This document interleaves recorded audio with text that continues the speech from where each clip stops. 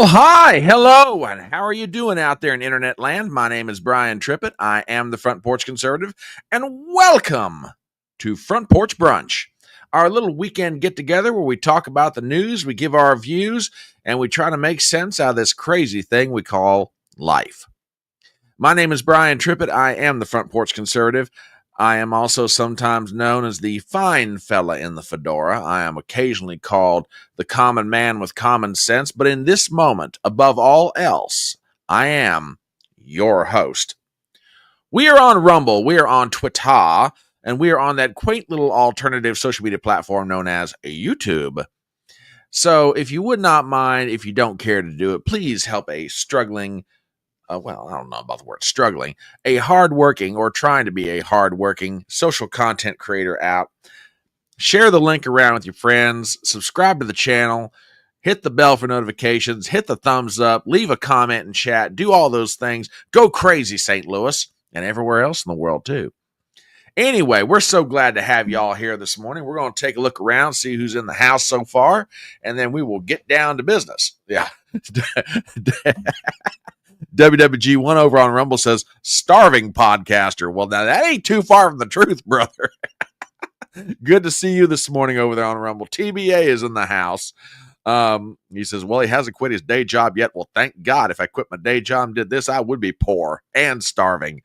Salty old fart is in the house. Various other people are strolling in on the Rumble side. Glad to have all y'all here. All right, let's check out YouTube and see who all's hanging out with us this morning. Bonjour, madame. Mwah, you gorgeous thing, you. Z Highness is in the house. Ahoy, chat, and representing the 199 as always. Adam, our favorite crazy Canadian, is in the house this morning. Good to see you, sir.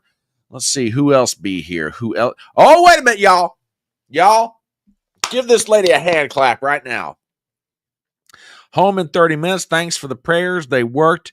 Next week, check on. All right, my girl. Give this lady a big old round of applause. She's going home after much time away, and bless your heart, darling. We're still praying for you. Glad you're here with us, and we are glad to see you in the house. Oh, my word, we are glad to have you here. All righty, let's see who else is here with us this morning. Lovely Lana is here. Mwah, hello, baby. Good to see you, girl. Anybody else in here that I haven't caught up with yet? They'll all make their way in here at some point or another. Goodness me. Oh, it's so good to have y'all here this morning. I don't know what the weather is like where you are, but it's bright and sunshiny and all that good stuff. So glad to have you here, enjoying it. Yeah, exactly. Any day above ground is a good day. I wholeheartedly concur with that. Oh my, absolutely. All right. Glad to have you guys here. Lots of stuff to talk about this morning. I guess in sort of an homage to my broadcasting hero, Rush Limbaugh, we have a stack of stuff. It's not a big stack of stuff, but it's a good stack of stuff. So we'll get into all that. We'll get into your memes. We'll get into all kinds of commentary. So yeah, it's going to be, TBA says it's going to be a hot one in Huntington for Brian, 90 plus for the next 10 days.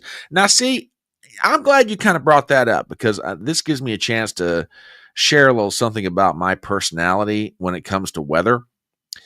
I don't know if y'all know this or not, but I'll go ahead and tell you, I am the long-lost son of a camel trader from sub-Saharan Africa. Most people don't know this, and no, I'm just kidding about that part. But no, the reason I joke around about that, I like the heat. Now, I'm sitting in an air-conditioned house. It's real easy for me to say I like the heat. But generally speaking, when I'm outside, I like to sweat, especially in the summer. And if it's going to be 90 degrees for the next 10 days in my hometown, good times, baby.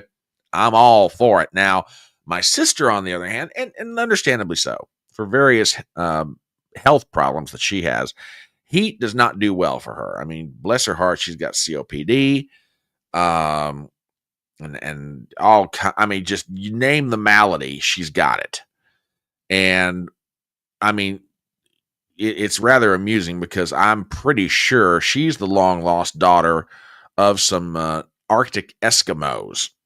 But and to listen to our parents tell us like, yeah, well, Anyway, but you get my point. But me, I love the heat. So if it's going to be hot for the next 10 days and I can be outside sweating and working in the yard and doing stuff like that for my own personal therapy, great. I love it. Let's see. WWG1 says, you were born in West Virginia, Brian. Those of us who were born in the North, not so much. Okay, well, I can appreciate that. I can appreciate that, sir.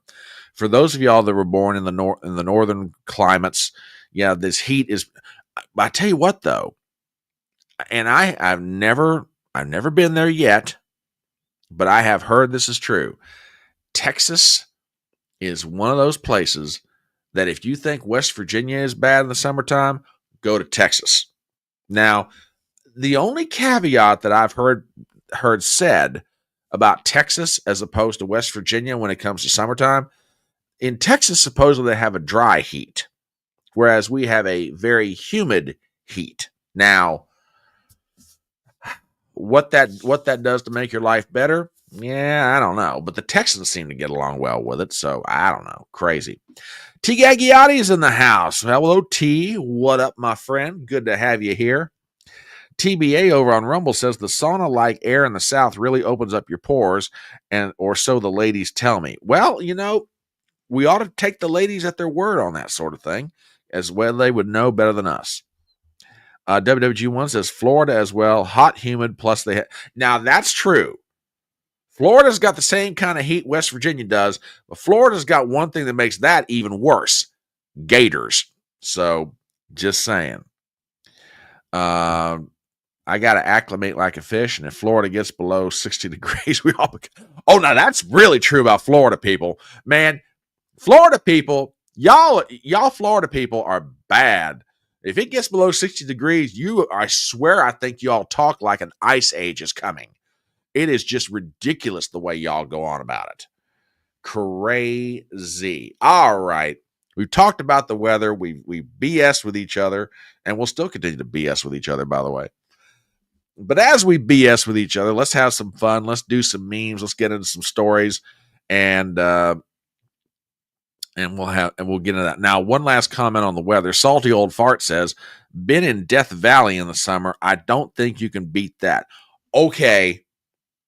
Well, and TBA says Las Vegas in July. Gentlemen, I think you're both correct. Now, I'd still say Salty Old Fart's got it right.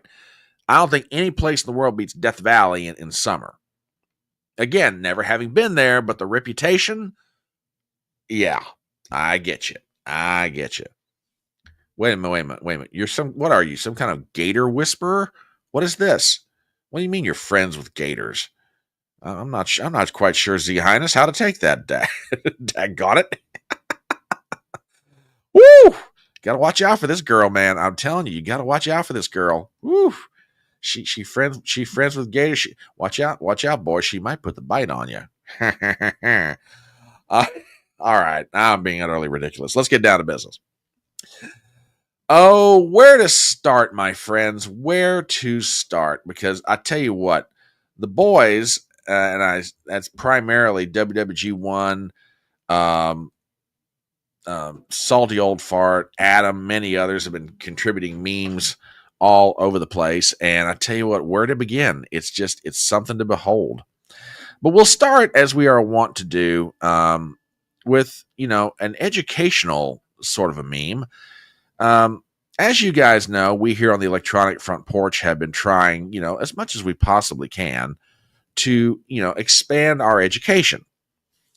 Oh my God! Oh, girl, woo! Tracy's in the house. Hot dog, are we glad to see you? Oh, goodness me. Welcome, darling. Mwah, mwah, mwah. Good to see you, gorgeous. Woohoo! Gen X in the house. Loving it, baby. Loving it. Woo! Yeah. Now we're talking. Girl, I will either reach out to you on Twitter or by text sometime this weekend, because I got to catch up with you and find out what the heck is going on with you. Now, and and just for the record, I've not divulged what's been going on with you. And if you want to tell your story, you tell your story. But just say we're glad to see you here. And oh goodness me. Well, I'll tell you what. Everybody's coming in the house. Third Railify is here. He says, "Hello, Brian. You're looking well today. Thank you very much, sir." And Sean, I tell you what. Check out Third Railify on Rumble, on YouTube, and all the places you can find him. This dude is like going crazy with the streaming. He is all over the place.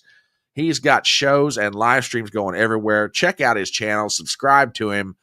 But yeah, we are so glad to see him here this morning. And yeah, Sean, how many live streams are you doing a week right now? It is ridiculous. The number, I mean, what you up to, like 4 or 5 now or something like that? It's crazy, man. It is absolutely crazy. It's just nuts the number of streams you're doing right now. But and I'm not saying that in a bad way. Okay, so at least 6. Holy cow. And by the way, I need to catch up with you because I got some questions about Rumble Studio. And you're another person I got to get in touch with in the near future. So I'll do my best to try and reach out to you this week and set up a time to talk to you.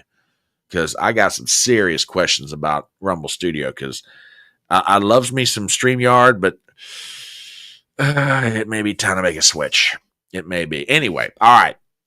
Let's get down to business. And talk about some things. Anyway, as I was saying, we are trying to expand the education of everybody who stops by the electronic front porch. And to that end, we're trying to expand our linguistic skills. So we've had a regular, word of the day in Spanish because we figure, look, we got to work with our, Latino brothers and sisters.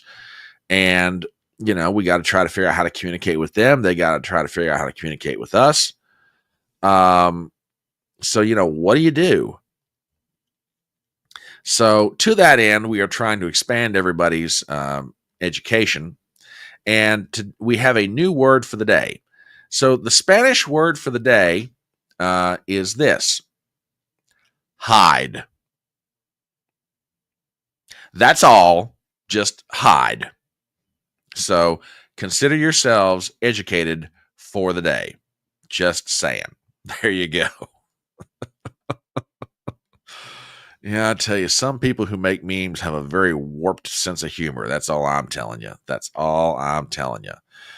Oh, goodness me. What else do we have around here? Oh, by the way, we're always trying to figure out ways to help our brothers and sisters out there who are lovers of the Second Amendment. And that said, there's always how do you keep the government from finding out how many firearms that you own? I mean, this has been a big bugaboo among people in the Second Amendment because they're like, daggone it, I don't want to disclose to the government how many firearms I own. And that's kind of understandable. I kind of get it.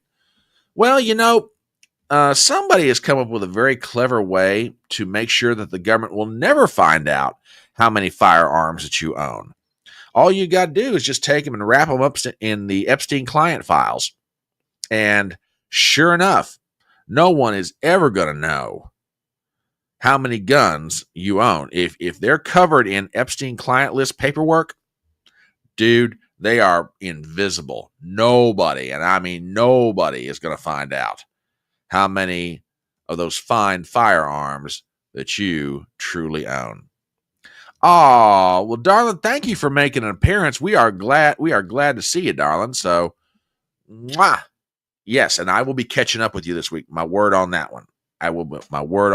So, oh goodness, glad to see Miss Tracy in the house. Give her a hand as she steps off the front porch.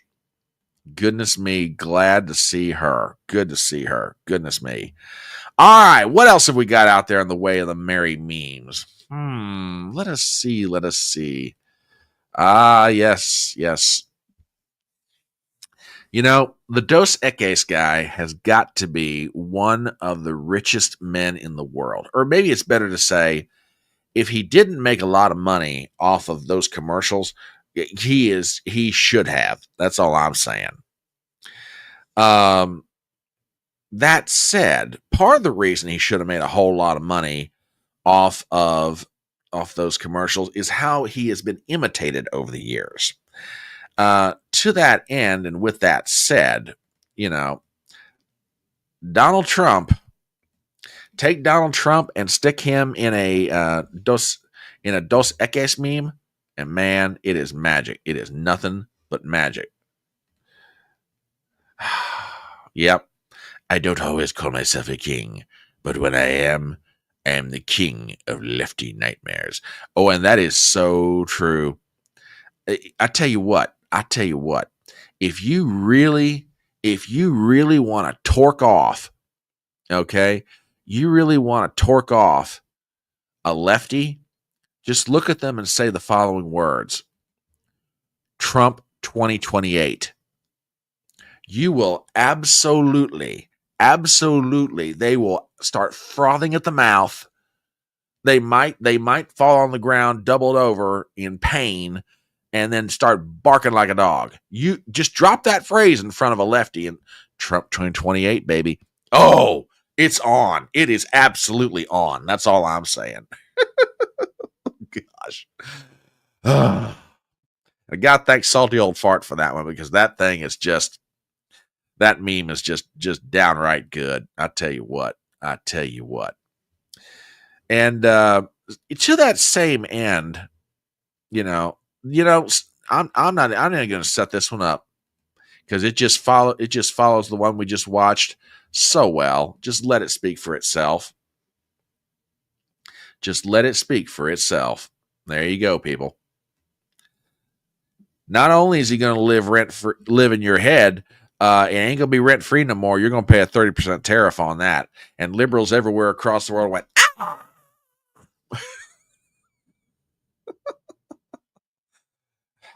and people say I have absolutely no sense of humor. I totally disagree with that.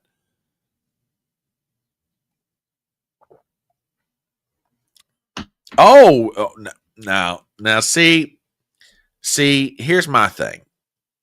I love the Donald, but dude, you've done your time. You've done your time. But that's a whole other discussion for another time. Anyway. Oh goodness, what else have we got in the way? I tell you what, the meme providers they've been all over it. Now here's one. Oh, by the way, before I show this, did you guys hear that Donald Trump recently signed a new executive order as it relates to the Islamic Republic of Iran? There really is. Truly, he put one out there recently, and I don't know how this is going to go over in the current climate. Renaming the Islamic Republic of Iran to "They Ran." I don't know about this, man. I don't know. This might inflame tensions, as the kids say these days. I don't know, man. This kind of rough.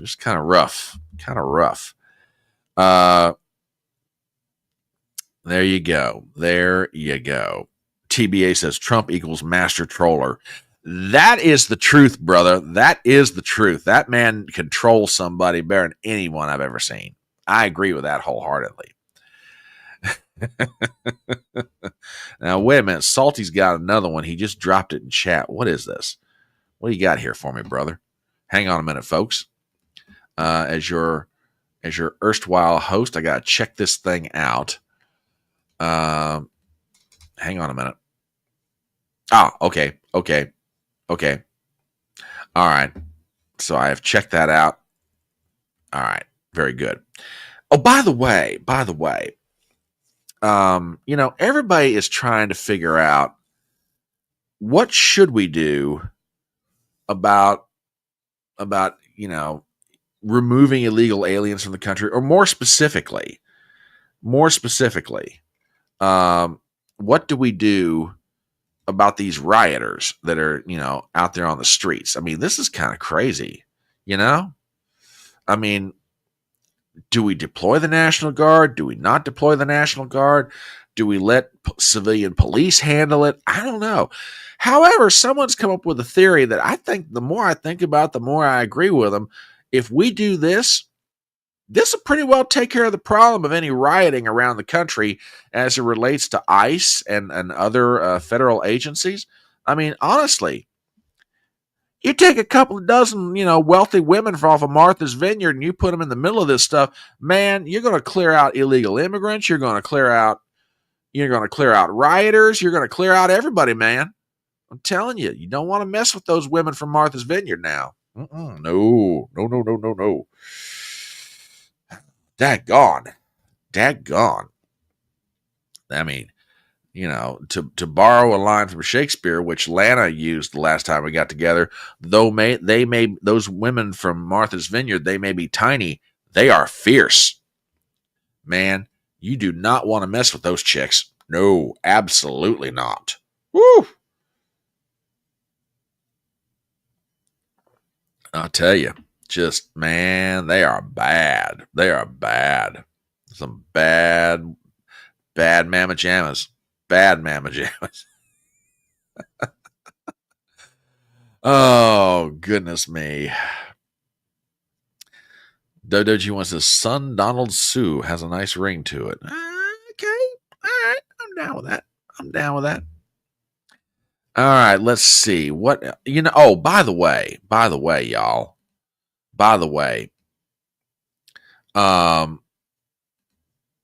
These federal judges on so many levels are getting absolutely ridiculous right now. They really are. I mean, it doesn't matter what Donald Trump does anymore. Somebody's issuing an injunction to stop him from doing it. And to tell you just how stupid this is getting, how out of hand this is becoming. I mean, look, the poor man was headed to the restroom the other day, and a federal judge stepped in and blocked me. I blocked the poor guy. This is terrible. I mean, the poor man cannot even go to the bathroom without a federal judge getting all kinds of crazy about it. Which, if that judge had any good sense at all, he'd let the poor man go to the bathroom. Because let's put it this way, if Donald Trump is as full of it as liberals say he is, trust me, you want him going to the bathroom. You do not want that stuff backing up now. Just saying. I could get very, very dangerous very quick you could have an environmental crisis like that, man. So, yeah, let Donald Trump go to the men's restroom, please. For the love of God, you federal judges out there that are entertaining these injunctions about this, no, let him visit the necessary. Just saying. Goodness me. Terrible what's going on out there. Terrible. What else do we have? Folks, this one is your friendly reminder that sometimes in life, everything is just a matter of perspective. I mean, after all, think about it. Some people say that, some cruises are better than others. Think about the folks on Noah's Ark. Look at it from their perspective. Personally, I think the lion, it worked out pretty well for this lion. I mean, it's just, So just remember, ladies and gentlemen, a lot of things in life that you deal with are truly, truly a matter of perspective. Just saying. Well, Adam, I think he avoided the unicorns. The horns don't digest very well. They just, that's a lot to pass through the body. I'm just saying. So I kind of understand why I let the unicorns go. Anyway, just some thoughts. All right, what else do we have? What else do we have? Let us see here. Oh, by the way, someone asked me the other day, Brian, you don't get a whole lot of hate on the internet, but like most people in social media, how do you handle it? How do you put up with it? Well, number one, keep in mind, I always have the option to block people. Okay. That's number one.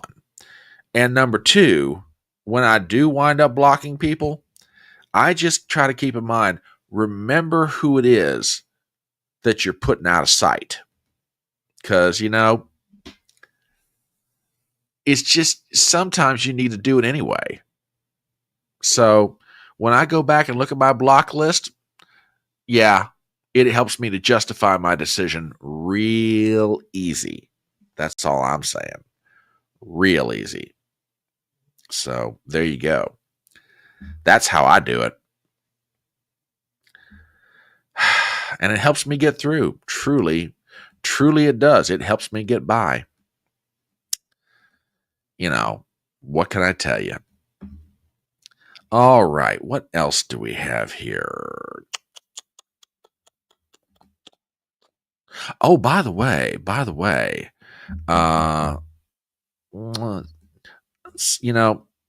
things are, well, I'll tell you what, we're just going to go straight into our first topic this morning. And as we do, let me give you some updates. Wait, what's going on here? Wait a second. Whoa, hold on. Wait, something's taking over what the heck is going on with my computer? What is going on here? This is crazy. What is that? Wait. Hi guys, we anonymous. We totally not fake Pakistani paid bot from bot farm. Okay, we legit anonymous American hackers. Computers and shit. Anyway, we have information that says Israel very bad. Israel very bad. Also, we have information that may lead to Hillary Clinton's arrest. She totally killed Epstein. We have video. Bitch totally killed that guy. Also, we have proof that President Trump uses spray tan, not natural tan, fake spray orange color tan. Big scandal. Hang on, folks. If Trump no backs down from attacking Iran, we release fake tan information. Okay, thank you, buddy. All right. Thank God. I think I got this thing back under control. I am so sorry about that, folks. Look at this is how crazy the world is getting right now. These screwballs are hacking people's computers. Look, as your host, I apologize for that one. I have no idea where that came from. Oh my God, that's just awful. That is just awful. I apologize for that, folks. I don't know where that transmission came from, and I feel really bad about it.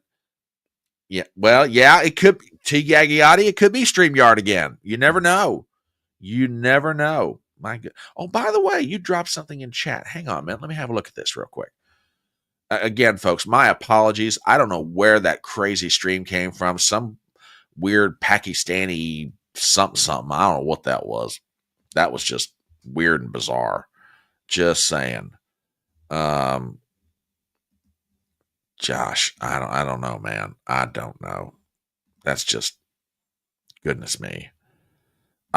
T. Gaggiotti has made a contribution to the Merry Memes section of the show, and you know what? Some things are a matter of perspective, and you know what? T. Gaggiotti, I don't disagree with you on this one, brother. I mean, honestly, as crazy as things are in the world right now, would you want to be visited by aliens from outer space? I wouldn't, if for no other reason because of the embarrassment. I mean, after all, if an alien says to you, take me to your leader, we'd have to look at him and go, I don't know that right now is a really good time for us to do that. I'm just saying. Ugh. Yeah. Yeah. Goodness me.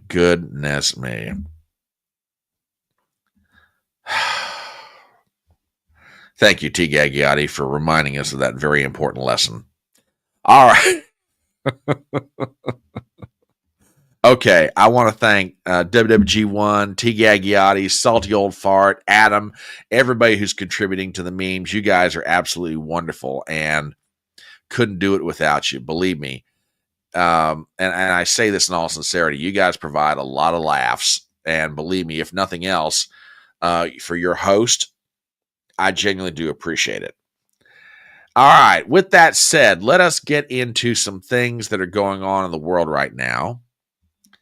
And want to start, as we are wont to do, especially since last week, with an update about where we are at with this conflict that's going on right now between the Israelis and the Iranians. Give me a second, folks, because I thought I had something pulled up that went away on me here. So, yes, very good. I do have it. Okay, fantastic. I was able to find it fast. That's wonderful. The bombing is still going on, obviously. The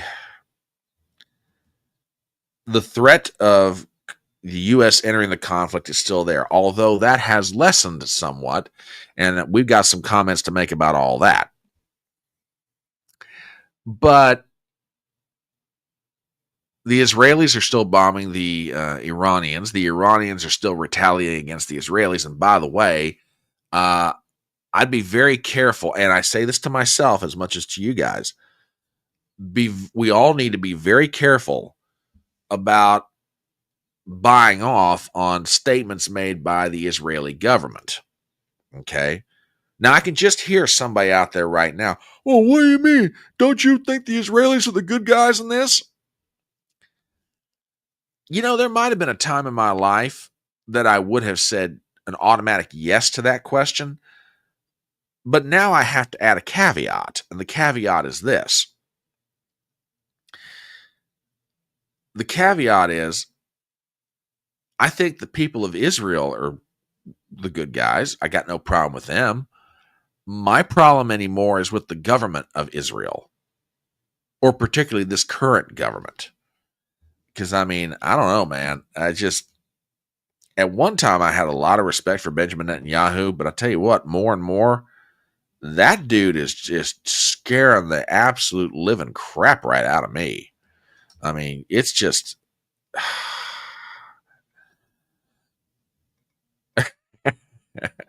I got to share this.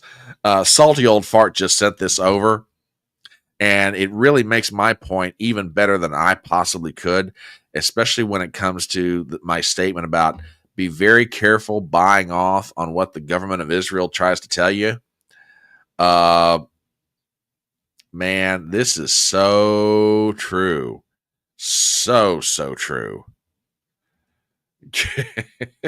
What do you mean the Goyim aren't going to fight our wars anymore? What?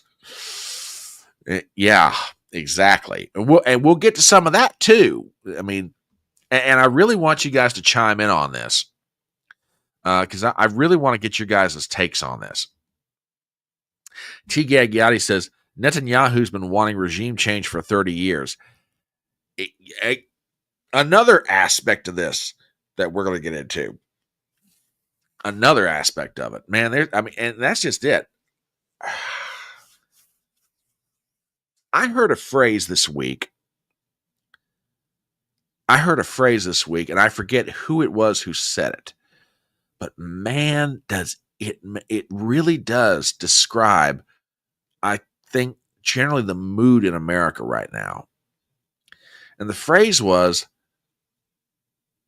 the war fever has broken. And what the person meant was, you know how a fever breaks? In other words, it reaches its apex and then the temperature slowly starts dropping down. That's what they meant. The fever for war in Washington, D.C.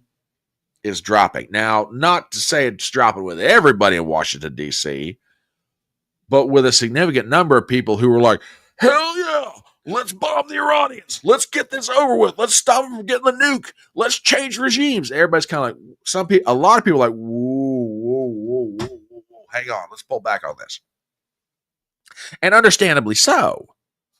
Because, I mean, and again, I'm no military expert. I'm listening to what everybody else is saying. I'm trying to digest it. I'm trying to make sense out of all of it. Okay.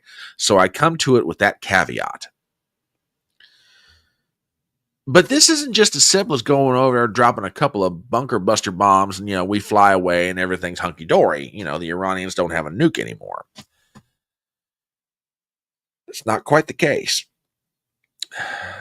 But the American people got some real good news this week when Caroline Leavitt stepped to the microphone. And I tell you what, I mean, say what you want to about the people in the Trump administration, and Lord knows, there's good, there's bad, there's some that make you go, when you mention their name. Caroline Leavitt, I tell you what, I love her. She is fearless. I love her. She comes to the microphone every day. She's well prepared, and she will shoot you straight. You may not like what she tells you, and sometimes you may not like the way she says it, but she'll shoot you straight. And the world felt a lot of relief this week when she came to the microphone with the following. And I tell you what, these words couldn't have been better received. Now, regarding the ongoing situation in Iran, I know there has been a lot of speculation amongst all of you in the media regarding the president's decision-making and whether or not the United States will be directly involved. In light of that news, I have a message directly from the president, and I quote, "Based on the fact that there's a substantial chance of negotiations that may or may not take place with Iran in the near future, I will make my decision whether or not to go within the next 2 weeks." That's a quote directly from the president for all of you today. Like I said, when those words got spoken, everybody, I think, not just in the country or not even just in the MAGA movement, but I think all over the world, there was kind of a, whoo, thank God.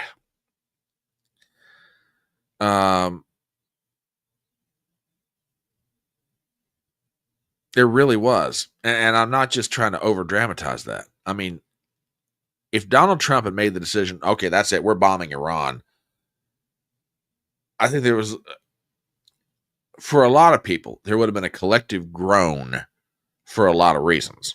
Okay. But at this point, Trump's pulled up the reins on this seemingly runaway horse. Okay. And I apologize. I know I'm mixing in a lot of analogies here, but, But I mean, it was just like, this thing was just, we were like, runaway. We're going to do it. We're going to bomb them. We're going to change regimes, yada, yada, yada, etc. WWG1 over on Rumble says, Trump said he would never make our war plans known to the enemy. 2 weeks for a decision I do not take seriously. The decision has already been made. So you think we're doing it? You think... All right, and this is not a criticism. I'm just asking you straight up, WWG1. You think this is not a head fake? You think he's going to do it? He's like, okay, that's it. We're doing this. So, oh no, you don't think he is? Okay, all right. I'm with you on this one, and I'm not just saying that because we're having this banter back and forth or whatever. Here's where I'm at with this, folks. And again, what do I know? I'm just a guy out here reading the news and just making some comments about it. I honestly do not think in my heart of hearts Donald Trump wants to launch a military strike on Iran. For that matter, I don't think Donald Trump wants to launch a military strike on anybody. Unless, now, if we were attacked first, at that point, Donald Trump's going to unleash hell. It's like that great line from Tombstone. You tell him I'm coming and hell's coming with me. That would be Donald Trump in that moment. I don't even want to begin to imagine the kind of language he'd be using because it'd be saltier than anything I could ever come up with. But let me tell you something. It would be on. But I don't think Donald Trump wants to do a preemptive strike on the Iranians. I really don't. Especially if you got the ability to negotiate this thing. And that's part of my biggest frustration in all this up until now. We were at the table with the Iranians. The Iranians were at the table with us. There were reports starting to come out that, hey, we think we might be getting close here. And then all of a sudden, Netanyahu starts launching bombs.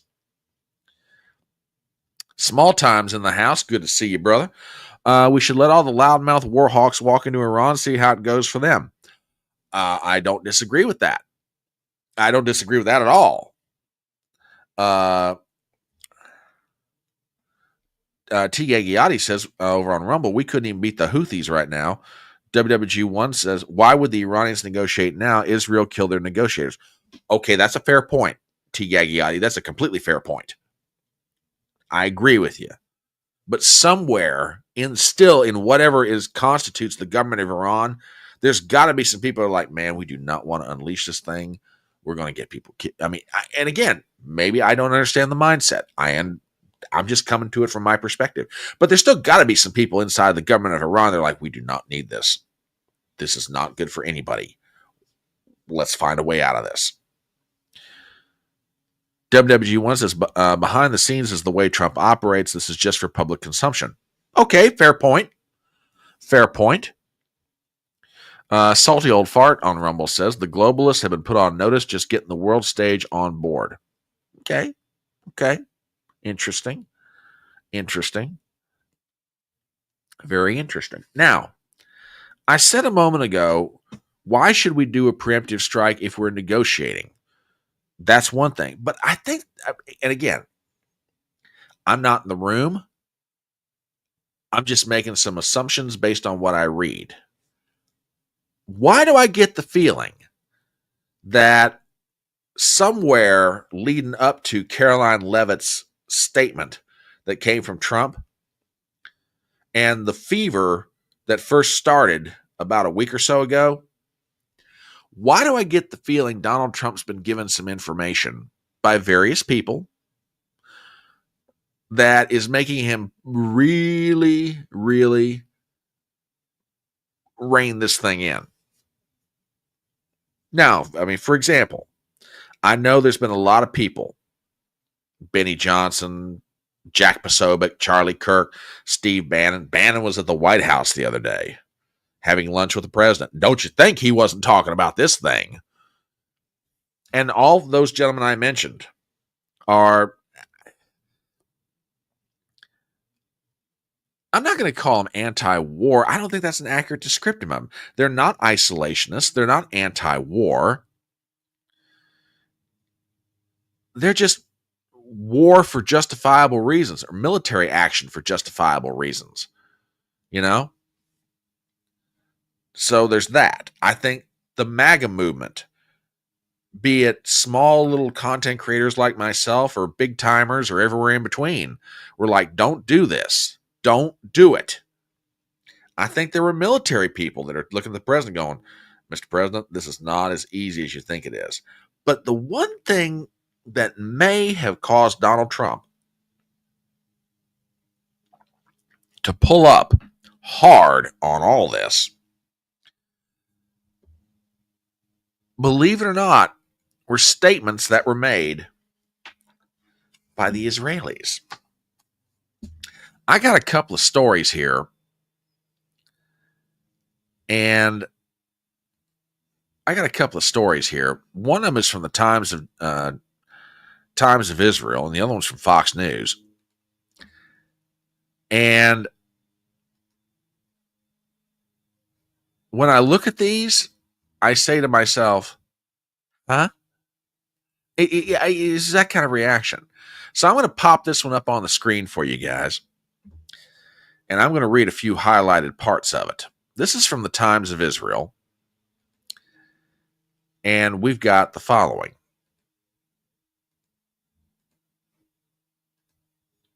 Headline, PM, Israel will hit all, this is a quote, Israel will, quote, hit all nuclear facilities, has destroyed half of Iran's launchers. This is an article written by Nava Freeberg, and it came out yesterday, all right? Prime Minister Benjamin Netanyahu stated Thursday evening that Israel is, quote, ahead of schedule in its military campaign against Iran, exceeding prior expectations and poised for further success. Of course, they may be poised for further excess, but who knows? In a rare Hebrew language interview with the Khan public broadcaster, Netanyahu said Israel destroyed at least half of Iran's missile launchers, eliminated key military leaders, is targeting paramilitary forces, and will hit, and here's the last part, will hit all of Iran's nuclear sites, including the heavily fortified Fordo nuclear facility. Quote, we are ahead of schedule we set, both in terms of timing and results, the premier said, nearly a week after Israel launched what it says is a preemptive campaign to neutralize an existential nuclear threat from Iran. The work has been outstanding, Netanyahu said, explaining that he decided on the plan with a series of IDF operations left Israel's strongest proxy, Hezbollah, on its knees, and it became clear that Iran was racing toward nuclear capacity. Quote, the elimination of former Hezbollah head Hassan Nasrallah, along with Israel's gains against the Hamas terror group, broke the Iranian axis. What does Iran have left? This operation has been in the planning for many months. Now, I want to move to part of this article. And let me find it here real fast. But there's why. Here it is. Here it is. I want to set this up. Defense Minister Israel Katz said on Wednesday that Israeli Air Force fighter jets, quote, destroyed the headquarters of the Iranian regime's internal security, the main arm of the Iranian dictator's oppression, but the Iranian media said that ordinary Iranian police, not the Basji, were just targeting the attack. Now, here's the next paragraph, and watch this carefully. Asked whether Israel can destroy the underground Fordo facility without assistance from the United States, Netanyahu said, quote, we will achieve all of our objectives and hit all of their nuclear facilities. We have the capability to do that. Let me read this again. Asked whether Israel can destroy the underground Fordo facility without assistance from the U.S., Netanyahu said, quote, we will achieve all of our objectives and hit all of our nuclear facilities. We have the capability to do that, end of quote. Okay, then on behalf of the American people and on behalf of so many others, I have a very simple question. If you're going to hit all of their nuclear facilities and you have the capability to do that, why do you need the United States to help you? Let me say that again. If you are going to hit all of Iran's nuclear facilities and you have the capability of doing all that, then why do you need us involved in it?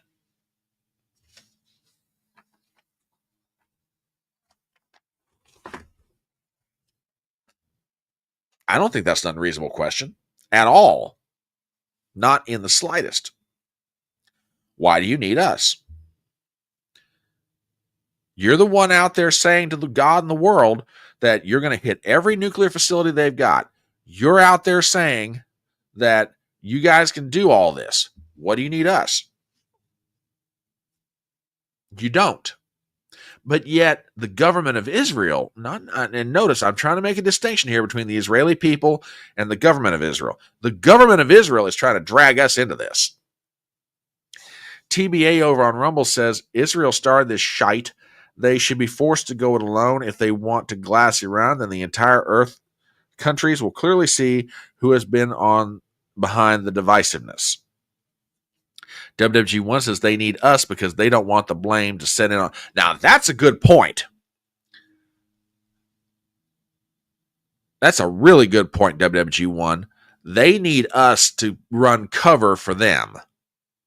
And by cover, I don't mean military cover. I mean public relations cover. If Israel is doing this all by themselves, good or bad, they take the heat for it. Okay? They get all the heat for it. If these got other countries involved, well, there you go.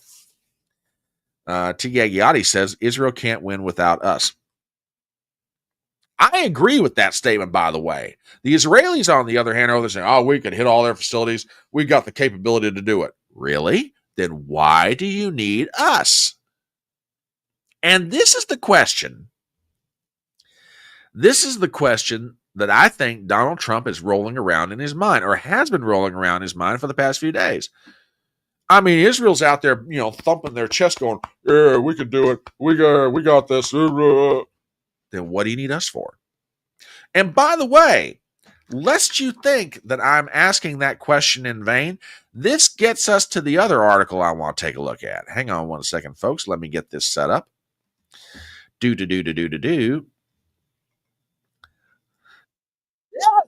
Wait, Brett, shut up. I don't want to hear from you. Thank you. Hush your mouth. These Fox people, man, you give them an inch and they'll take a mile. From Fox News, because they're so neutral and absolutely not wanting us to do. They're just trying to report the news over there at Fox News, don't you know?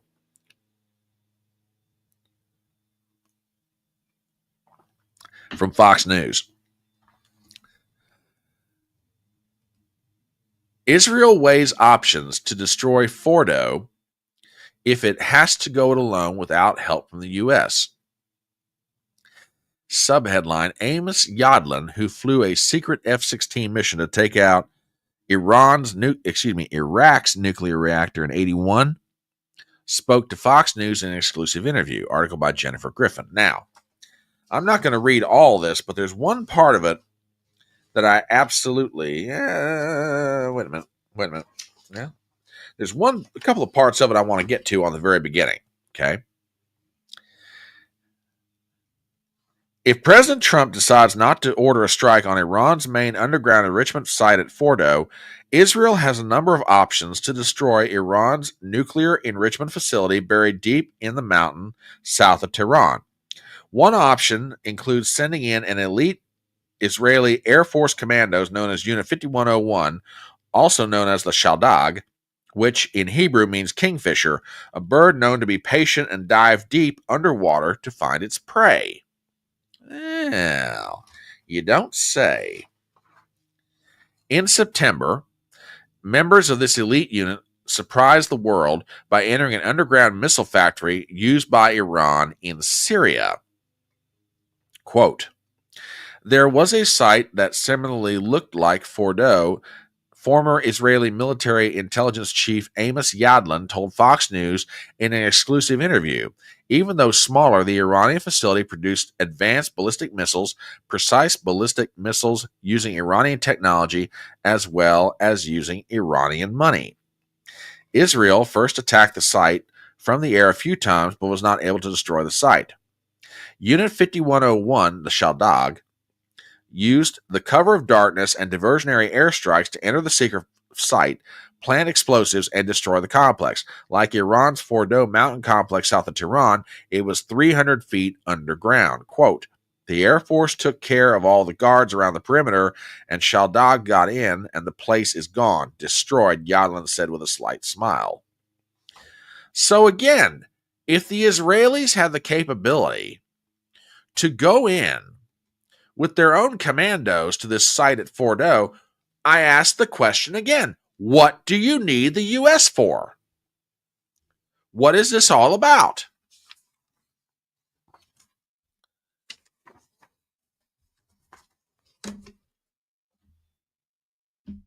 What do you need us? You're saying you can hit all their nuclear. You're saying you're going to hit all their nuclear facilities. You're saying you've got all the capability of doing it. You've got a former, Israeli, commander saying, yeah, we can send in the Shaldag. Fordo's not that different from the place we went into in Syria. Then what do you need us for? This is a good question too, because everybody's keeping an eye on Iran. And Gypsy, I'm not just saying this to try to placate or anything else, but this is a perfectly good question. Everybody's worried about Iran right now. But, Pakistan is sitting over there with the nukes. They've got them. We know they've got them. What would it take? Well, how much would it take for the Pakistanis to simply slip it over the border to the Iranians? Oh, yeah, I agree with this. And boogeyman is a good way to describe it. And again, another one of my frustrations in all this, okay? Another one of my frustrations. Man, it's like, it's like that we're doing the same playbook here. That's all it is. This is the lead up to the Iraq War in 2003 all over again. And I think a lot of that is weighing on the mind of Donald Trump. Now, again, I could be absolutely wrong about this. I could be absolutely wrong about it.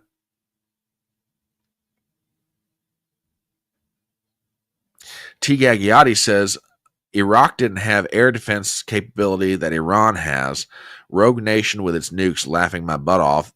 What about Dimona, which has never submitted to inspections? Are you talking about, Israel has had nukes since the 1960s. Yeah, and that's the interesting thing about the Israelis. There are people who are saying, and not just saying, it's on record, that Israel will not submit to inspections of their nuclear capabilities. Yet we all know they've got them.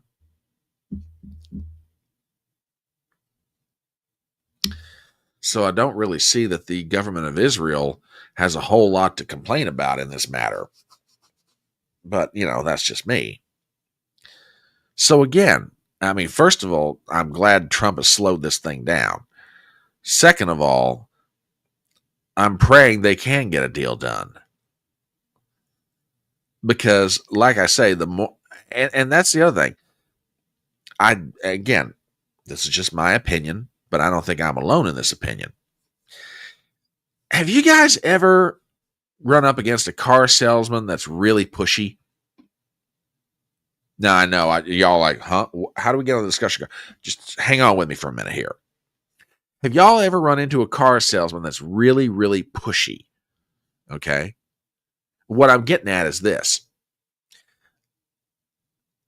I have a personal rule in my life. If someone is trying really, really, really harder than they need to sell me on why they're doing something, and I get that feeling, that's the gut. That's the time I listen to my gut and say, don't do it. This guy's trying way too hard. And I'm starting to wonder if Donald Trump isn't having that same feeling. These neoconservatives inside Washington and around the world are pushing, we got to bomb Iran. We got to do it. We got to stop their nuclear capabilities. We can't let them get the bomb. What if they've already got it? Or let's just take that off the table for a second and ask this question. All right, let's assume that we drop a couple of bunker busters on the Fordo facility. Okay, they're in south of Tehran. Is that really going to stop Iran from pursuing a nuclear weapon? It'll slow them down, but there's the only way you stop them logically, in my book, the only way you stop them is with a regime change. Because that's going to be the next line of argument. Well, the only way we can absolutely guarantee that they never get a nuke is to take away the people who want to get the nuclear bomb. So we've got to change the regime.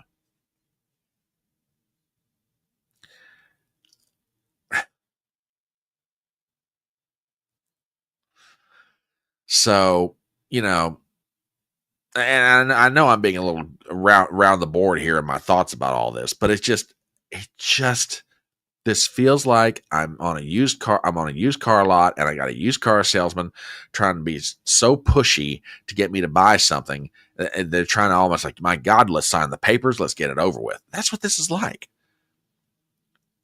And the more I look at the position that Trump is in, Trump's like, you're not going to push me to do anything I don't want to do. I don't think Trump wants to, in the end, I don't think Trump wants to launch a preemptive strike on Iran. I don't think he wants in the middle of this. I think some people are getting in his ear, appropriately saying, Mr. President, trust your instinct on this one. Don't do it.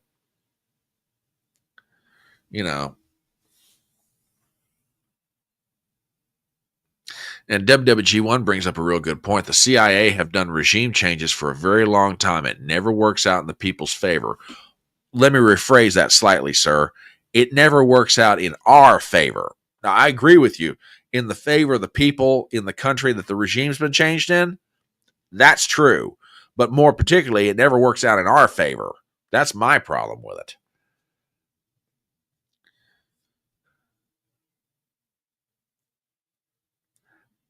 I think Trump could get a deal here. And now here's something that's going to set everybody's hair on fire, particularly lefties out there. I think Trump could get a deal with the Iranians if the Russians are involved. I really do. I really think we could maybe get a deal done if the Russians are involved. And I was listening to a live stream with the boys from the Duran, Alex Cristofaro and Alexander Macoris.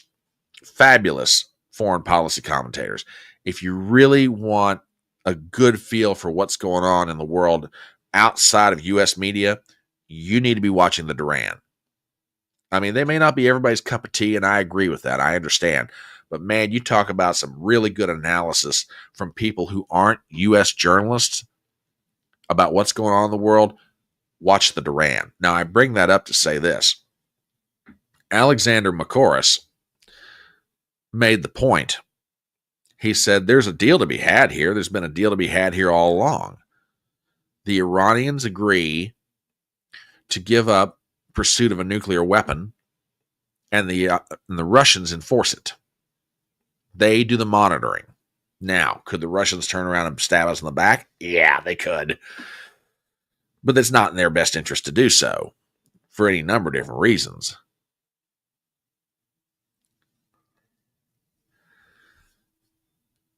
So, yeah, I mean, and if not the Russians, there's a deal to be had here. We can do this, or it can, let me rephrase that, it can get done without military action.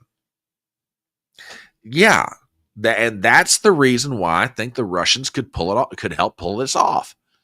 If Trump's really trying to get a deal on the table, this is how he does it. The Iranians and the Russians, and small time is absolutely right. They've had a close association for years. Absolutely for years. It's there to be had if we want to go get it. And by the way, remember what I said a little while ago about don't necessarily believe everything that's coming out of Israel? I've got a clip here from a conversation between Judge Napolitano, who has a live stream broadcast now, which is fine, called Judging Freedom, and with Colonel Douglas McGregor. And Douglas McGregor used to work in Trump's first administration, and he's got quite a bit to say about this. He's been one of the people shouting the loudest, do not do this. And I want you guys to hear this because I think this is really interesting. So with that, ladies and gentlemen, do me a favor, check this out, and I think you're going to find this perspective. Here's something that you're not hearing on Fox News, and that's for daggone sure, okay? So folks, do me a favor and check this out. How badly did Iran damage Israel's defenses and damage Israel itself with Iran's retaliation? Do we know? Because I know the Israelis are not making this apparent and suppressing the news. Well, you have seen the quote from Ben-Gvir because he was asked, why are you turning now to the Americans so soon? This is after the first 72 hours. And he said, because we didn't understand or appreciate the enormous striking power of the Iranian missile arsenal. So I think the Israelis are in bad shape. About a third of Tel Aviv has been damaged or destroyed. and I'm sure that will continue. As far as their military installations are concerned, I'm told that they're flying a lot of aircraft out of the country. Many are being flown to Cyprus in order. Oh, do not do this. Not now. Ah.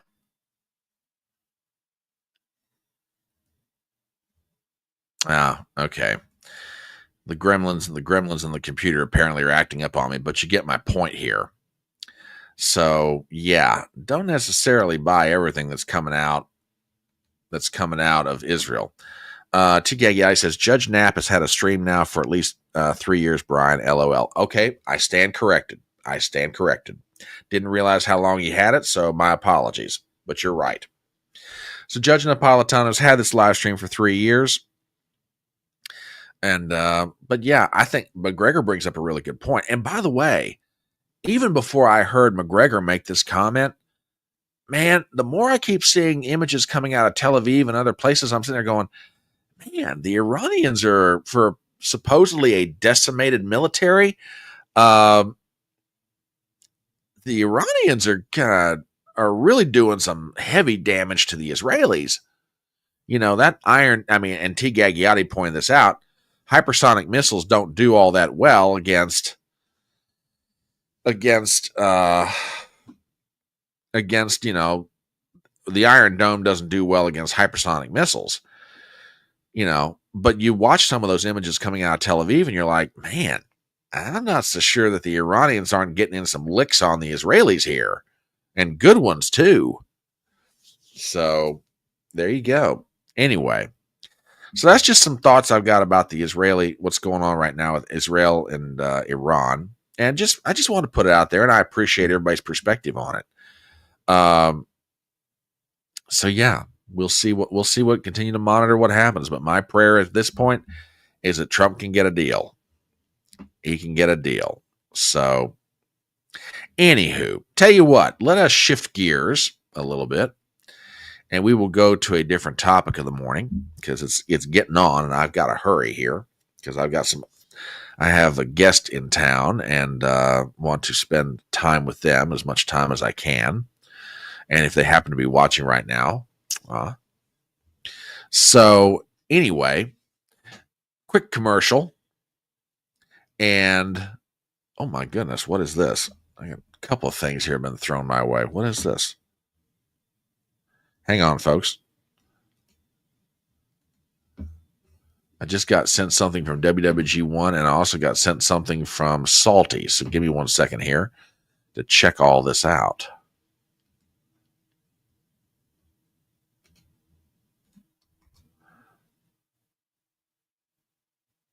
Oh, okay. Not enough characters. Well, now hang on.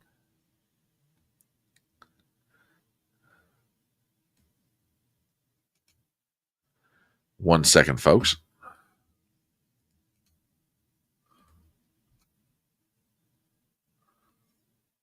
Oh, by the way, we do have a statement from the supreme leader of Iran about what is going on right now.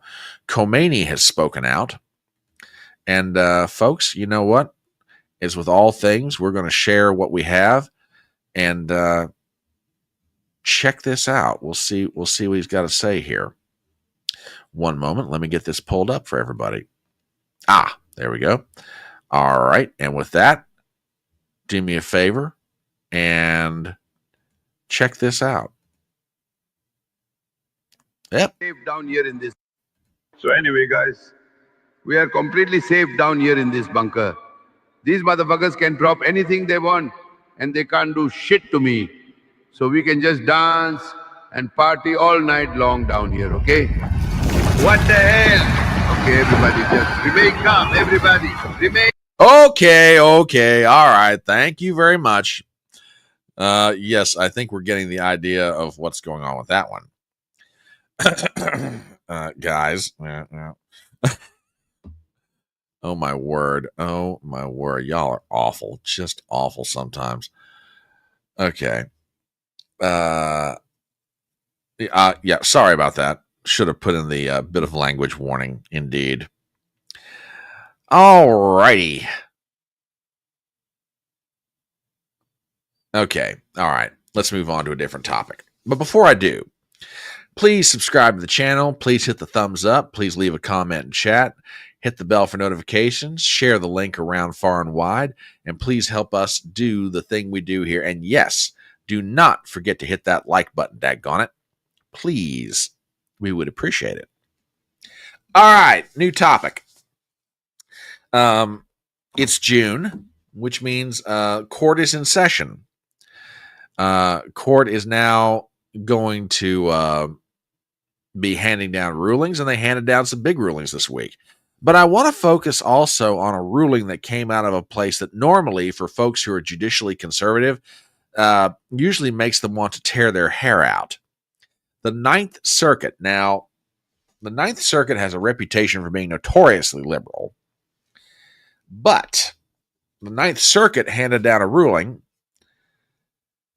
that actually is to the benefit of Donald Trump, to the detriment of Gavin Newsom, and actually starts restoring some common sense in terms of, constitutional power in the United States of America. Now, oh, wait a minute. Where? Hold on here. I'll need that for later. Here we go. Some news out of the Ninth Circuit. And we've got a story here from thehill.com. And I think you guys are going to get quite the kick out of this one. Headline: Appeals Court allows Trump to keep National Guard deployed for now. Article by Zach Schoenfeld. We have the following. Dateline, California. If I can get my pointer to work here. There we go. Thank you very much. A federal appeals court panel has issued a ruling on Thursday that allows, here we go. Unanimously extended the pause of a judge's order finding Trump's deployment illegal. Let me start that over again, folks. The three-judge panel, Ninth Circuit Court of Appeals panel, unanimously extended its pause of a judge's order finding Trump's deployment illegal and forcing him to return control of troops to California Governor Gavin Newsom. Quote, "We emphasize, however, that our decision addresses only the facts before us, and although we hold that the president likely has the authority to federalize the National Guard, nothing in our decision addresses the nature of the activities in which the federalized National Guard may engage," the appeals panel wrote in an unsigned 38-page decision. Going a little bit further, affording the president that deference, we conclude that it is likely that the president lawfully exercised his statutory authority, the opinion reads. The three-judge panel, let me get down here a little further. Three-judge panel comprised of two Trump-appointed judges, Mark Bennett and Eric Miller, and Judge Jennifer Sung, an appointee of former President Joe Biden. The Ninth Circuit also rejected Newsom's argument that Trump failed a statutory requirement to issue his deployment through the governor. Newsom contended it established a requirement that he consent, but the appeals panel said nothing. The Adjutant General of the California National Guard was likely sufficient. The panel stressed that the statute does not give governors any veto power over the president's federalization decision. So there you go, ladies and gentlemen. Trump still has control of the California National Guard.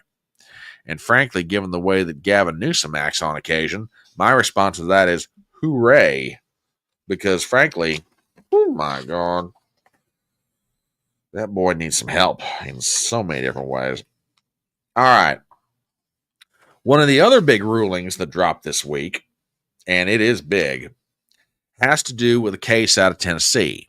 Now, you guys may have heard about this one, but a couple of years ago, well, actually several years ago now, the Tennessee legislature passed a law, and the governor signed off on it, banning transgender transitioning to minors in the state of Tennessee. Well, as you might expect, this case wound up going all the way up to the United States Supreme Court. Well, the Supreme Court handed down its ruling. And give me a second, folks, and I'll get this pulled up because I think you're gonna appreciate this one. 1 second. Article written by Brooke Migdon. We have the following from thehill.com. Supreme Court scrambles battle for transgender care. I love that. Yeah. And people wonder why I say the press is biased. That headline is just incredible. Scrambles battle for transgender care. Jesus. Headline. The Supreme Court on Wednesday delivered a substantial blow to transgender rights activists in upholding a 2023 Tennessee law banning gender-affirming care for minors, a decision that may have far-reaching consequences for the future of transgender health in the U.S., but whose impact will not be felt right away. Going a little bit further into the article, we read the following. In a 6-3 decision, now let me get there. Oh, heavens. Where are it? Come on. Sorry about this, folks. Give me a second. Here we go. In a 6-3 decision, the High Court upheld a lower court ruling that found Tennessee's restrictions do not violate the U.S. Constitution's Equal Protection Clause. The state's law, which allows cisgender children and teens access medications that it bans for trans minors, makes distinctions based on age and diagnosis, the court ruled, rather than sex and transgender status. 3 Tennessee families, a doctor and the Biden administration, along with attorneys at the U.S. American Civil Liberties Union and Lambda Legal, argued the measure amounts to illegal sex discrimination, warranting heightened review. Quote, having concluded it does not, Chief Justice John Roberts wrote for the majority on Wednesday, we leave questions regarding its policy to the people, their elected representatives, and the Democrat process. So there you go, ladies and gentlemen. Pretty good ruling from the U.S. Supreme Court on a very, very hot topic. So, and by the way, come Monday, it'll be the 23rd of June. The Supreme Court has about 1 week left for some major decisions, and there's going to be some of them coming down. So keep your eyes, folks. Keep your eyes open, folks. This is about to get really interesting. Really interesting indeed. All right. A quick transition, no pun intended, a quick transfer to a different set of topics. And those topics constitute what we call HodgePodge Stew. HodgePodge Stew, for those of you watching for the first time, maybe you're not totally familiar with it, is a collection of stories that kind of have gone under the radar. They didn't get the attention that they nearly deserve, but you know what? They're worth taking a look at. So with that, we're going to start with one of the more interesting things that I found so far. And this has to do with what's been going on out in the state of Minnesota. Last weekend around this time, there was a state representative shot dead along with her husband. There was a state senator and his wife severely injured. They being the authorities in that area. 1 second, folks.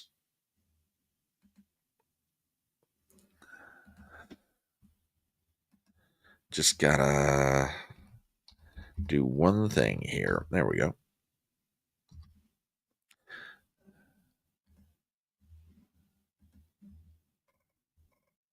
Now, wait a minute. I already signed up for this.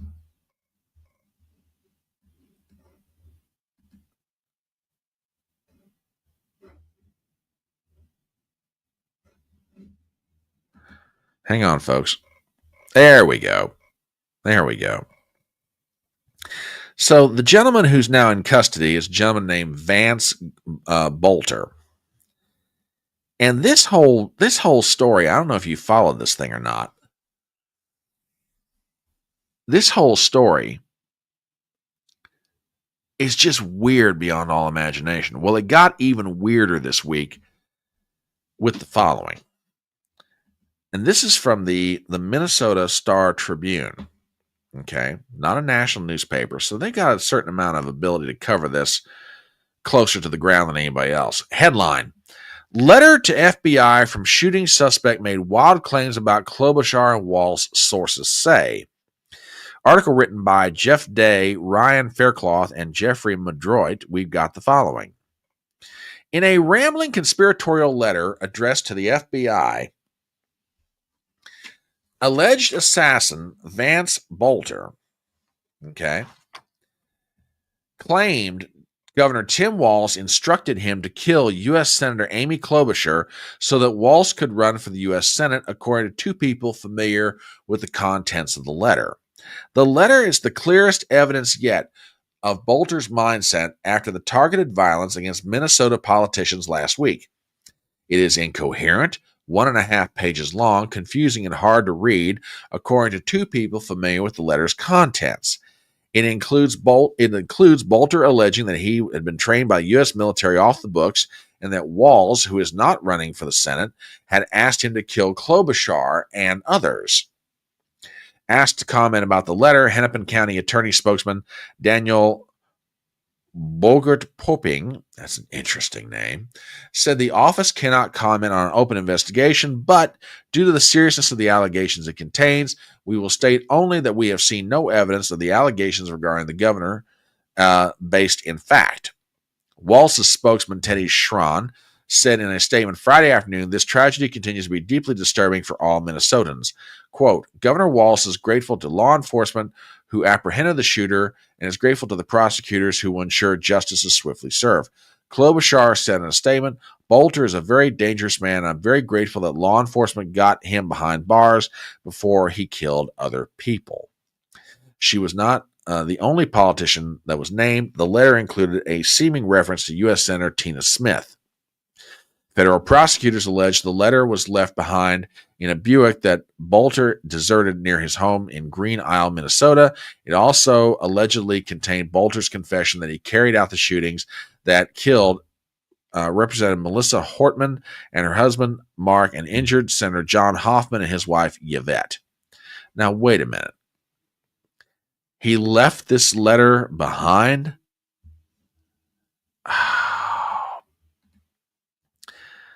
Folks, I'm not going to go so far as to say that this guy's a patsy, but this thing seems really, really strange to me. And again, I'm not trying to be conspiratorial about this, but they found a letter in the car that he abandoned. No, I'm just more inclined to believe that this guy was ticked off on the vote of this Democrat state senator, or state representative, and this state senator who voted to take away health care benefits from illegal immigrants. Minnesota, you gotta love these people. You absolutely gotta love them. All right. Oh, on another topic, J.D. Vance is in the news. And not necessarily for the reasons that you think. Did you guys hear what happened to J.D. Vance when he tried to get signed up on Blue Sky? This will crack you up. Hang on, let me get this pulled up for you folks. So J.D. Vance, I guess in an effort to try to reach out to liberals everywhere, decided that he was going to join Blue Sky. And no sooner does he get signed up for the service, he gets booted right off of it. Check this out.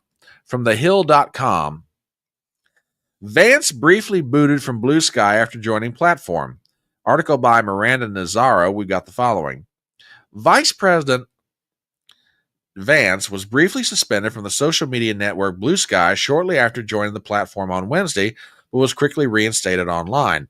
Publishing his first post on Blue Sky Wednesday evening, Vance wrote, Hello, Blue Sky. I've been told this app has become a place to go for common sense political discussion and analysis, so I'm thrilled to be here engaging with all of you. Well, Vance attached a screenshot of Supreme Court Justice Clarence Thomas' concurring opinion published early in the day in U.S. versus Scrimeti, which upheld Tennessee's ban on puberty blockers and hormone treatment for transgender minors. He followed up with 2 more posts encouraging conversation on Thomas's opinion. Shortly later, users on X posted screenshots of Vance's account apparently suspended. The account was back online Thursday morning. The Hill reached out to Blue Sky for comment. The social media company told news outlets Vance's account was briefly flagged by its automated systems that look for impersonation attempts, including those of public figures. Yeah, you got to give it to JD. That boy does know how to stir the controversy. Yeah. Gypsy says, I can't believe the tolerant left would do that to JD Vance. Must be MAGA in disguise. Oh, that is funny. That's the first reaction that I had when I heard that Vance got suspended on Blue Sky. I'm like, seriously? Seriously. Y'all talk about being tolerant and open-minded and wanting to hear other people's opinions and being diversified and all that. But when a conservative comes over to a social media website that's mostly constituted of political liberals, y'all don't want to have anything to do with him. Now, I will say this. I'll take Blue Sky at their word. Maybe it was their automated system that, thought, this has got to be a phony, yada, yada, yada. No, it was the real thing. Cracks me up, ladies and gentlemen. Absolutely cracks me up. Good on you, JD. I don't know if JD Vance is trolling the folks at Blue Sky or if he's genuinely serious about wanting to have a conversation. But either way, that whole incident is funny as all get out to me. All right. Couple other things we want to talk about this morning. Speaking of JD Vance. Oh, by the way, did you hear what got him in trouble?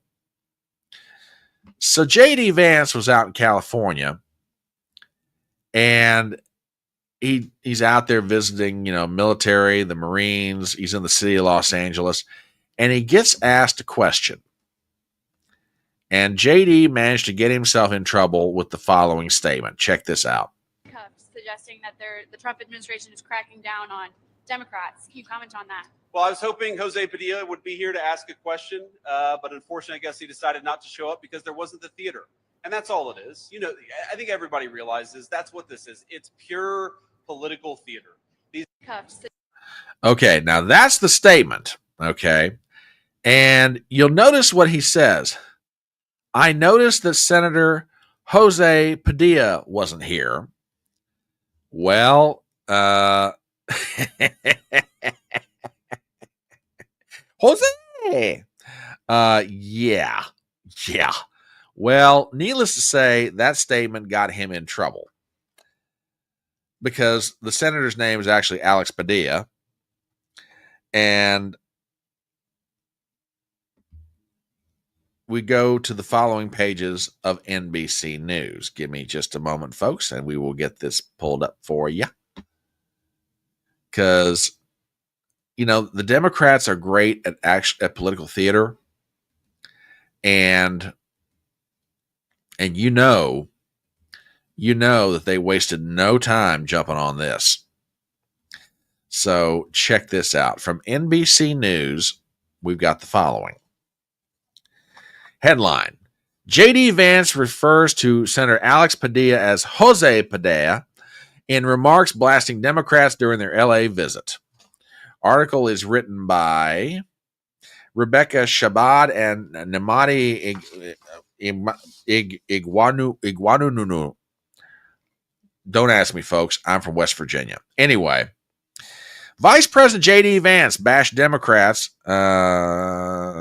at the state, local, and national levels on Friday during a visit to Los Angeles, accusing top California officials of encouraging violent protesters and Senator Alex Padilla, whom he referred to as Jose Padilla, of engaging in, quote, political theater. Now, we've read the quote. I was hoping Jose Padilla would be here to ask a question, but unfortunately, I guess he decided not to show up because there wasn't the theater, and that's all that it is. Vance said, it's pure political theater. These guys show up. They want to be captured on camera doing something. When asked why he referred to the senator as Jose Padilla, despite his first name being Alejandro, Taylor Van Kirk, a spokesperson for Vance, said he must have mixed up two people who have broken the law. Van Kirk did not elaborate. Oh, well, lest you think it stopped there. Oh, trust me, it did not. A spokesperson for Senator Padilla, Tess Oswald, called Vance's remark another unserious comment from an unserious administration. Quote, as a former colleague of Senator Padilla, the vice president knows better. He should be more focused on demilitarizing our city than taking cheap shots, Oswald said on Twitter. California Governor Gavin Newsom asserted that Vance's comment about Padilla, a member of the California Congressional Hispanic Caucus, was intentional. Quote, J.D. Vance served with Alex Padilla in the U.S. Senate. Calling him Jose Padilla is not an accident, Newsom wrote on Twitter. Los Angeles Mayor Karen Bass, meanwhile, condemned Vance for incorrectly naming the senator, saying he aimed to disrespect Padilla. Quote, you don't know his name, but yet you served with him before you were vice president, and you continue to serve with him today. Last time I checked, the vice president of the United States is the president of the U.S. Senate. Bass said at a press event on Friday, how dare you disrespect him and call him Jose, but I guess he just looks like everybody else to you. You know, it never ceases to amaze me with Democrats, and Republicans can be just as guilty of this too. Never ceases to amaze me. You know, California has been, or I should say, a significant portion of Los Angeles has been absolutely burned to the ground. Homeowners cannot get back on their property to start rebuilding their houses. Probably a lot of that property is going to be taken under eminent domain or unsafe structures or whatever kind of law California's got out there. You've got riots in the streets of LA. You've had the National Guard have to be brought in to bring it under control because the civilian police cannot handle it. But yet, let's focus on what the vice president says when he accidentally, or maybe even on purpose, misnamed the U.S. senator from California. There are so many reasons why the Democrat Party and members of it who are elected politicians are not serious people. And this story is just one more proof of that. It's just unbelievable. But then again, when you're a party that's absolutely failing in just about everything you're doing, should we really be surprised? And when I say they're failing in everything they're doing, that sort of sets up our next story. Maybe we better pray for old JD. Maybe he's got oncoming dementia or something, Just saying. I don't know, folks. I don't know. Crazy out there. Just plain crazy. Oh, honey, you read my mind. We're about to get to that story right now. I've got a story here from the New York Post that's part of our HodgePodge stew section. And I take this one with a little bit of a grain of salt. But then again, I think it speaks to how much trouble the Democrats are in nationally on so many levels. And to me, the fact that this is being reported tells you why it is that, or let me rephrase that. This story is proof of the results. It's not the cause of the problem. Now, having said that, let me pull this thing up for you. From the New York Post headline, which follows. Here we go. Democrat main fundraising committee is so cash-strapped, it's considering borrowing money. The party is effed. Article by Kendall White, Ryan King, and Steve Nelson. We've got the following. Dateline, Washington, D.C. Democrats' main fundraising committee is losing big donors and is so cash-strapped that its officials have discussed borrowing money just to keep the lights on, with one source spilling to the Post that if things don't turn around before the midterm elections in 2026, the party is effed. Quote, "We are 6 months in and we are drowning," a source close to the Democrat National Committee told the Post about the current rate of contributions. The Republicans were so cash heavy and hitting us day after day when Biden was president. We have no clear path or plan. The midterms are going to come before we know it, and we're going to be really effed. The DNC struggled to message against the Trump administration and rather public leadership and infighting, including the recent departure of former DNC Vice Chair David Hogg, have also led to some of the largest donors to taper off their contributions, the New York Times reported. This has dovetailed with high-profile donor defections, such as Pershing Square Capital Management CEO Bill Ackman, Jacob Hellberg, and prominent former Democrats backing President Trump in the 2024 cycle. The DNC has previously taken out a line of credit before, including twice under Tom Perez, who led the party machinery from 2017 to 2021. Now, going a little bit further into the article, we've got the following. And so you assume after Ken Martin becomes chairman, he would try to bring all the party officials together and unite the party, and he's doing just the opposite. It could have impact on governor's races. It could have an impact on the midterm elections. It's totally unnecessary, the official added. Either he changes tactics and mends fences very quickly, or he ceases to be relevant.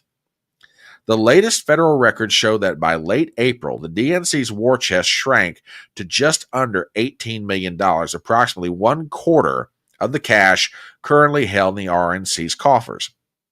Party members complain to the Times that newly installed Ken Martin has been so preoccupied with navigating internal divisions and pursuing financial boondoggles in territories as remote as Guam, he's been unable to lead the party effectively.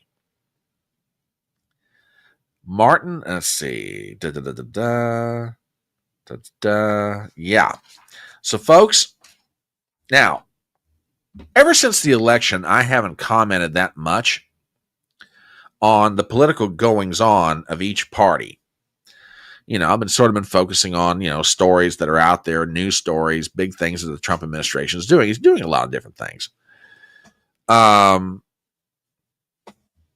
So I haven't really commented on the political mechanics or machinations. Okay. Yeah, I'm not weeping too many tears for the Democrats either, dear. Believe me, I agree with you totally here. But I've got to respond to this. I don't know who this anonymous source was inside the Democrat National Committee that's complaining so much about their new chairman, Ken Martin. Look, Ken Martin may be effective as a chairman for the Democrat National Committee, or he may not be. I don't know. I do agree wholeheartedly that they are in trouble. Now, could this turn around before the 2026 midterms? Sure. The closer we get to the midterm election, the money could start ramping up. It could start coming in. They could do whatever. I get it. Okay, I really do. It could change. But the reason that the Democrats are having trouble raising money, and they're having trouble with messaging, and they're having trouble figuring out how to respond to Trump doesn't really have a lot to do with the Democrat National Committee chairman. The problem for the Democrats is people don't want what they're selling. The Democrats don't have a problem getting out their message. I mean, Lord, they've got the mainstream media to help them out. The problem is the Democrats themselves. Nobody wants what they're selling. Nobody wants the message they're putting out there. That's part of the reason that the money's drying up. That and the fact that, maybe they were getting a little government something, a little cheddar cheese, but that's a whole other argument. But laying aside any, shall we say, federal assistance that they might have been getting, nobody wants what they're selling. T. Gagliotti over on Rumble says it's mainly a branding problem. I'd say it's a little more than branding. I say it's what they're selling. Nobody wants it. If they wanted it, Kamala Harris would be president right now. So am I surprised they don't have any money right now? No, not really. Could it change? Absolutely. But the Democrats are their own worst enemy here. That's why no one's rallying to them. Nobody wants what they're selling. So anyway, that's just my thoughts on the whole thing. All right. Let's bring this train into the station. Thank you guys, as always, so much for being here for Front Porch Brunch. It's genuinely appreciated. Be back next week. We'll be doing stuff, live streams, hopefully some videos, time allowing. Get back on the straight and narrow here. So thank you guys so much for hanging out with us. It's genuinely appreciated this fine Saturday morning. You guys have a great rest of your weekend. Hope you guys have a lot of fun. Go out, check out a movie. Go out, spend time with your family. And in the meanwhile, you might notice this crawler that's going across the bottom of the screen. Do me a favor, check out Steph's new novel, The Late. Link is there. Check it out. Purchase a copy. Let's help him out.